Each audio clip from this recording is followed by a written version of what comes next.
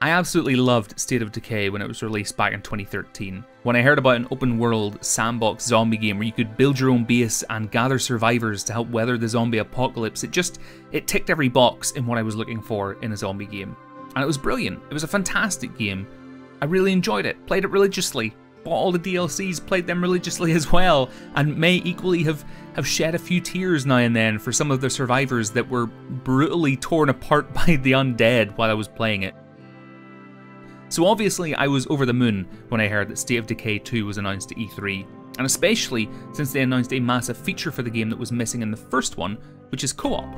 So today, what I wanted to do, because I'm a bit excited for this game coming out, because I want to share that excitement with you and let you all know more about the game, today what I want to do is share 7 new or expanded features that are coming to the sequel. So if you like this video, why not let me know which feature you think sounds the most interesting down in the comments below. Of course, first of all, the big one, co-op multiplayer. Now this will be online co-op only, there won't be any local co-op unfortunately, but it will allow you and 3 other survivors to team up to take on the zombie horde. Now this is a feature I think all of us fans of the first game really wanted, and it's great to see Undead Labs, who are the developers behind the game, take that on board and really go for it. Now when one of your friends joins your games, or vice versa, they'll join with one of their own characters from their own campaign. Any loot or XP that they gain while playing in your game, they'll take back to their own campaign, which is pretty awesome. However, it's not all rays of sunshine. If your friend's character dies in your game, they die in their game too. It sounds quite tense and scary, but I really like that. It means that if your friend tries to get you to do something crazy, you can really just mutiny against them, because after all, you don't want the character that you've poured time and effort into to die. Equally, you can team up with your friends, like I said, but you can also team up with strangers online who have volunteered to team up and join the games of other players, which is pretty cool. Also, big point about co-op, there will not be friendly fire. Otherwise, I'm pretty certain I would accidentally set my friend's survivors on fire with a misplaced Molotov, which I have done before in other games, completely by accident. I just want to point out, it's not my fault. These things just happen when I play co-op games. Now noise was of course a big feature in State of Decay 1 when you were out in the open world looting and scavenging and taking down Z, but it never really played a part with regards to your settlement. Well, that's changed for the sequel to add a greater deal of realism and threat to your playthroughs. The more survivors you have in your camp, the more things you start to build, the more noise you're going to make.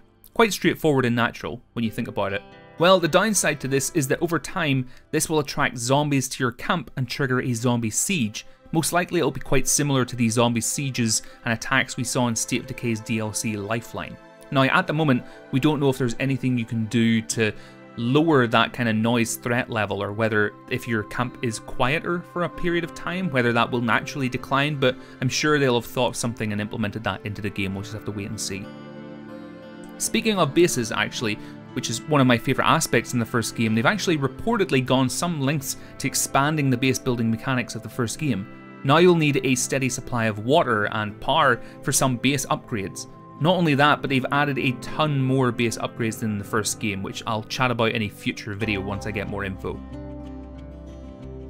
Another aspect of the game that has been greatly expanded is character traits.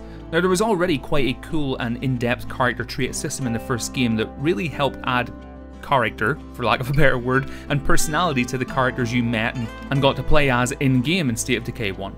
In the sequel, Undead Labs have said that they've got over 1,000 character traits for characters to inherit, from bad habits like snoring to the professions they worked as before the zombie apocalypse.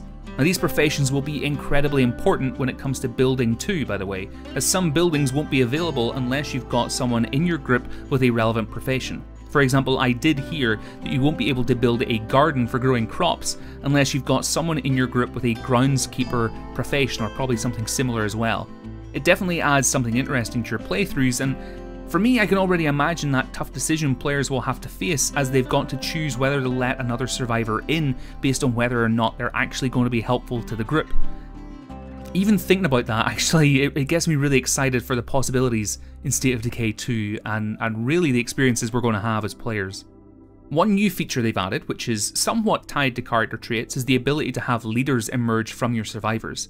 So as you develop and level up your survivors, they'll begin to give you advice, and if you choose to listen to their advice, you'll gain the ability to allow these survivors to become leaders in your community, thereby helping steer the direction your community goes in, whether that be in a good direction or a slightly not so good direction. Now, in the first State of Decay, it was possible to have characters become infected with the virus. You could put them into the infirmary and hope they got better, or you could send them out into the wild to resolve their fate.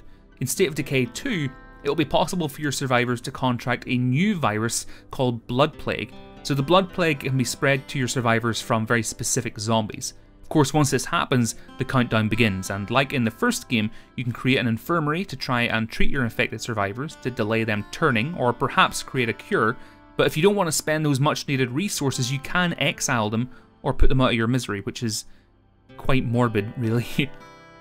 One other thing is the map size. So the map size for State of Decay 1 was really quite well sized in my opinion. It wasn't Fallout 4 or Breath of the Wild size, but it was enough to make travelling from town to town feel dangerous, and every part of the map really had a purpose and its own personality. Now, while State of Decay 1's base game had us play through one map, State of Decay 2 is said to actually play out across 3 maps, each one the same size or thereabouts of the first game. So as you play through the story, you'll unlock and play across each of these maps. Now, I don't know if you can hop back and forth between maps during the story, but we'll have to wait and see. So folks, those are 7 new or improved features that are coming to State of Decay 2. What do you think? Equally, I would love to know if any of you played the first State of Decay. Let me know down in the comments below. But in the meantime, if you enjoyed this video and want to be kept up to date with when my new videos go live, of course feel free to hit that subscribe button down below. Equally, if you want to join the community here on the channel, then feel free to join my Discord. There's also a link to that down in the video description also. But in the meantime, have a great week, and I will of course speak to you all soon.